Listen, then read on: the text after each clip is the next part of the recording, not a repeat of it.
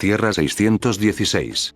Wakanda, un pequeño país de África, bajo la protección de Pantera Negra, su líder, llevó años separada del resto del mundo, manteniendo su tecnología, sociedad y bienes bajo secreto. Fue así hasta que T'Challa, la Pantera Negra, reveló su país al mundo, y decidió dejar de mantenerse neutral respecto a los eventos del planeta, formando equipo con los Vengadores, Cuatro Fantásticos, y demás héroes. Tierra 6160.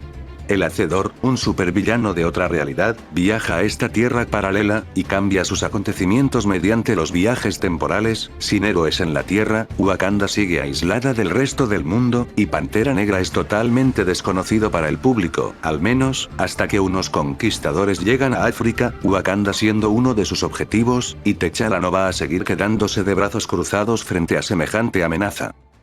Ultimate Pantera Negra podría decirse que es la serie más conservadora de las 4 que salieron el primer año de esta nueva línea de cómics. No es tan rupturista como X-Men o Ultimates, y sigue más el estilo visto en los cómics principales, o incluso en la película, con claros cambios, pero no unos tan gigantescos como sus hermanas. Busca plantear tonos más políticos y psicológicos respecto al personaje, ideas que le quedan bastante bien teniendo en cuenta que es el rey de una nación entera. La serie empieza contando la relación del país con las tradiciones. Wakanda lleva desde siempre ocultada en paz, con su sociedad, ceremonias, y tecnología propia, y no es hasta que esa paz es rota, que esta burbuja no empieza a abrirse. Un atentado que acaba con la vida del antiguo rey, perpetrado por un seguidor de un nuevo imperio que ha empezado a avanzar por el continente africano, el del llamado Caballero Luna. La interpretación del Caballero Luna en esta realidad es curiosa, no es un avatar de un dios, ni tiene conexiones divinas, sino que es un ejército de hombres al mando de 2 personas, Khonshu y Ra, miembros del Consejo del Hacedor, los cuales al no tener a su líder consigo, han decidido repartirse el control de las tierras que hay en el mundo. Bryan Hill ha sido el encargado de la trama de este proyecto. Sé que otras historias ha hecho en las 2 grandes editoriales, pero nunca he consumido su trabajo, el cual ya tenía conocido de antes. Es a su dibujante principal, Stefano Caselli, excelente artista, que vuelve a demostrar sus capacidades en este cómic. Sobre todo a la hora de mostrar expresiones faciales, las plasma muy bien, sobre todo a la hora de resaltar el enfado u odio de los personajes. Lo mismo con el tema de iluminación, me encanta el sombreado que añade a los rostros, y a los personajes en varios momentos, les da bastante aura. Caselli es el principal, pero el cómic suele tener un cambio de artista en varios números, Carlos Nieto. No me gusta cuando una serie alterna tanto entre dibujantes, y en este caso no soy muy fan de este artista, no digo que sea malo, pero no me gusta cómo dibuja los rostros, hace unas expresiones muy marcadas que están bien, pero se ven todos demasiado similares. Eso sí, me gusta cómo dibuja armaduras y cascos. El desarrollo de la trama es lento, como la mayoría de series de este universo, y es algo que desquicia a muchos. Yo suelo tener paciencia en este apartado, pero entiendo que haya gente que se canse, y sobre todo en esta, ese ritmo más calmado puede llegar a molestar de más.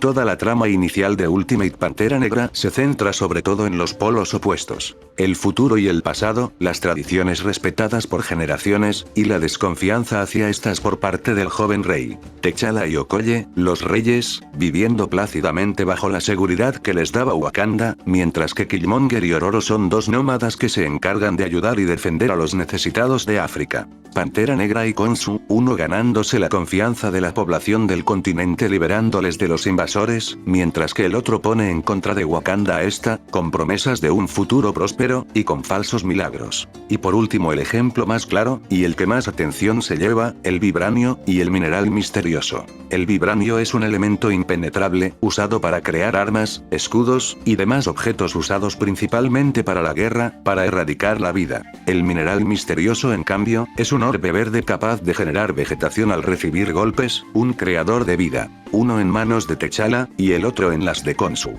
Curiosamente, se podría decir que sus portadores también son los contrarios. T'Challa, el héroe, tiene el mineral de la muerte, mientras que Khonshu, el villano, el de la vida.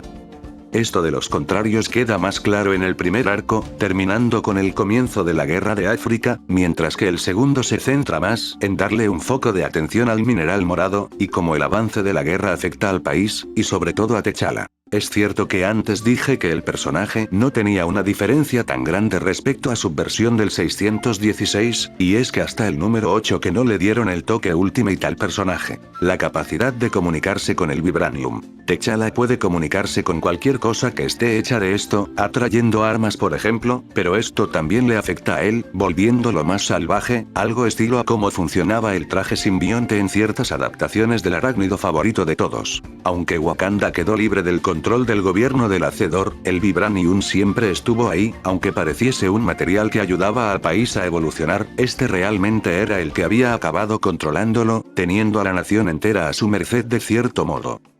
Esta idea es interesante, pues además de dar a entender que este mineral fue resultado de los restos de la colisión entre dos mundos, el que sea una especie de ser intangible que corrompe a su elegido le da bastante más juego al tema de la guerra. T'Challa está obsesionado con ella, es el rey de Wakanda, tiene que dar ejemplo, acabar cuanto antes con el enemigo, traer paz de nuevo, tanta carga en sus hombros le hace distanciarse de sus seres queridos, y tomar decisiones no muy éticas, como encerrar a ciudadanos por pensar que podrían ser espías. La guerra se muestra más como un conflicto mental para los protagonistas que uno físico, reflejándose en el estrés de los personajes. Pantera busca acabar esto lo antes posible, si no lo hace, el enemigo seguirá poniendo a poblados de África en su contra, perdiendo la guerra social, lo que le hace tener sueños continuos en los que asesina a Khonshu, mostrando que ha llegado al punto donde va a buscar acabar el conflicto de cualquier manera posible, aun y si eso lo vuelve un asesino salvaje a ojos de sus aliados. Bryan Hill no busca poner 500 escenas de disparos, explosiones, y cuerpos saltando por los aires, sino mostrar cómo el conflicto afecta a la vida de los personajes. He visto a bastante gente compararlo con Dune, respecto a cómo trata el tema político, y por ciertas similitudes entre las dos obras, como los constantes sueños por parte de los protagonistas, y la presencia de temas religiosos. Me vais a matar, pero como nunca he leído, o visto las películas, pues no tengo mucho que decir al respecto, pero viendo comparaciones, sí que puedo ver las similitudes e inspiraciones en ciertos aspectos. Esto se puede ver bien y mal, la idea está interesante, pero es cierto que peca en ciertos apartados, como conversaciones bastante innecesarias entre personajes, charlas o momentos que se siente que se repiten para dejar claro un punto que ya había sido presentado, y que no se siente tanto el paso del tiempo en la obra. ¿No ves que el conflicto vaya aumentando con el pasar de los números? ¿No se nota un aumento de tensión, que Khonshu vaya ganando más terreno, o que los atentados en Wakanda aumenten debido a esto? En las demás series esto es más visible, hay una sensación de que los problemas de cada una de ellas están llegando a más, como en el caso de los X-Men, donde la gente comienza a despreciar más a los mutantes en cada número, después de que se revele el culto al que pertenecen varios de estos. Aquí aunque haya una guerra presente, no veo tanto ese aumento del peligro, no noto que entre cada mes haya ocurrido mucho. Claramente pasan cosas, pero el tema principal se mantiene bastante estático. Es algo de lo que el propio cómic es consciente, pues cuando T'Challa va de incógnito a ayudar a algunos africanos, estos no saben de la existencia de Pantera Negra, pero sí de Khonshu. Pantera no ha hecho lo suficiente para que su propio continente sepa de su existencia, ha estado recluido años en su país secreto, y ahora que tiene que pasar a la acción, no ha podido superar a su rival, el que lleva únicamente un año en el continente. Lo que más se nota con esto es la falta de enfrentamientos, y la poca variedad de enemigos. En las otras series han presentado a más de un villano en su primer año, aquí solamente tienes a Khonshu, Ra también anda por ahí, pero de él hablaré después. Es cierto que esto de meter mucho enemigo nuevo no es algo que se debe de hacer obligatoriamente, tampoco quiero que la historia meta demasiadas cosas en poco tiempo, quizás costaría seguirle el ritmo, pero han habido ocasiones que se sentían perfectas para traer nuevos villanos, y han acabado siendo peleas con randoms del ejército enemigo, o gente controlada mentalmente por Khonshu. El hombre mono, Lady Slay, el reverendo Achebe, Ulysses Klaue, etc. Habrían sido buenas adiciones para mostrar que hay gente poderosa que puede hacer frente a Pantera, o haciendo el papel de generales del ejército de Khonshu, algo parecido a como Kingpin tiene a los 6 siniestros bajo su mando. Tampoco pierdo la esperanza en que la galería de villanos vaya aumentando con el pasar de los arcos, pero siento que el primer año habría sido un buen momento para su entrada, habría estado bien porque no mucha gente está familiarizada con el mundo de Pantera Negra, incluido yo mismo, y de momento todo lo que se ha presentado ha sido bastante light por así decir. El escritor plantea bastantes misterios para tener una buena cantidad de cosas con las que trabajar, y siento que es por esto que no se les ha podido dar el trato suficiente a varios personajes, o temas, que seguramente sean explorados en próximos arcos. Hay muchas cosas que se presentan y piensas, esto les será de utilidad en el siguiente número, o, ahora hablarán más de cierto personaje, pero nunca pasa. Por ejemplo, el control del vibranio, tú pensarías que Pantera lo usaría a su favor en la guerra, y después sucumbiría a ese ser oscuro que habita en su interior, pero no, simplemente pasan a lo segundo. Con los secundarios igual, Tormenta, personaje bastante famoso y querido, pasa a ser simplemente la novia de Killmonger, y compañera de los buenos. También al inicio se da a entender que hay una profecía donde ella será la madre del hijo de T'Challa, pero al igual que otros temas, simplemente aparecen y no vuelven a mencionarse. Claramente esto en concreto se tratará más adelante, pero no siento que fuese la mejor idea mostrarlo justo al inicio de la publicación. Ororo sabe que es mutante. ¿Cómo conoció a Killmonger? ¿Cómo es que el Hacedor no acabó con ella cuando pudo? Son preguntas que no tienen respuesta, y no se muestra una intención de responderlas.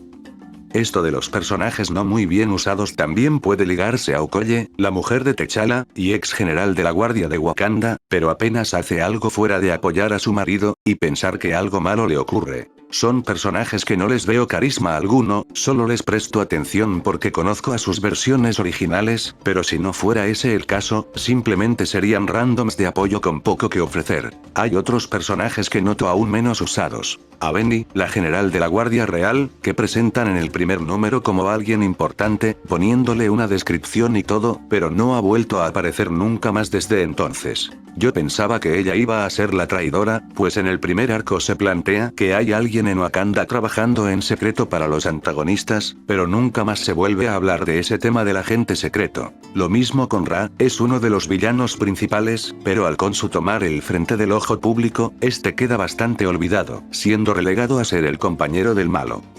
Creo que es la serie más afectada por el formato de historia mensual, los números se sienten bastante cortos, y sientes que entre medias los personajes han estado literalmente haciendo nada, cuando en teoría han pasado semanas desde el anterior número, y acaban relatando más el efecto del mineral en el prota, que la guerra en sí, cuando en un inicio no parecía que esa fuese la idea principal. No es que sea malo per se, pero el foco del conflicto se disipa bastante con el pasar de los números, al intentar compartir espacio con el otro tema. Es algo que se nota mucho con el final del arco, donde T'Challa vence a Khonshu en una pelea cuerpo a cuerpo, pero ocurre únicamente en 2 páginas, bastante apresurado y anticlimático, haciendo que a su vez se tenga que replantear la llegada de la hechicera suprema a la serie, pues su cometido era ayudar a vencer al villano, pero ahora que está fuera de juego, su papel será ayudar al rey a liberarse del control del vibranio. Otra cosa que no entiendo es por qué la maga y los otros 2 tardaron 2 meses en llegar, si ella podía crear portales a cualquier lugar. Este final deja más preguntas por el camino que espero que se respondan el próximo año. ¿Qué fue del mineral verde? ¿Por qué Khonshu no lo usó contra Pantera al igual que hizo uno de sus guerreros? ¿Dónde está Ra? Ah no, que también le apresaron. Espero que estos personajes no acaben muy olvidados, teniendo en cuenta su importancia en el gobierno mundial, pero este segundo año va a meterse al completo a explicar rigurosamente los monstruos del vibranio. Por lo que no creo que vayamos a verles el pelo, o mejor dicho las calvas, por una temporada. Como opinión personal, y resumiendo, Ultimate Black Panther no es un mal cómic, he leído cómics malos de verdad, y este no se les acerca. Pero su ritmo, falta de enfoque en un tema concreto, y no trabajar apenas a los personajes de apoyo para ser algo más que los compañeros del prota, hacen que esta serie sea una de las más débiles de la actual línea Ultimate para mí, cosa que a su vez demuestra la calidad de este nuevo universo. Tiene puntos buenos, como darle un enfoque más socio-psicológico a la guerra que nos presenta, tratando cómo esta afecta a los habitantes del continente, y no hacer que sea simplemente un conflicto armado, o cómo replantea ciertos puntos clave del lore de la Pantera, para ofrecer un giro respecto a lo que se nos plantea en el universo principal. El arte rotativo también puede ser un tanto molesto, al ser 2 tipos de estilos bastante diferentes, pero no siento que sea su punto más débil. El cómic también agarra conceptos de obras como Dune, con temas más espirituales que se entrelazan con la política de los personajes, y buscan crear conflictos entre ellos debido a sus diferentes ideales, habiendo un fuerte enfoque en el tema de los opuestos en su primer arco, con bastantes puntos de la trama siendo polos opuestos.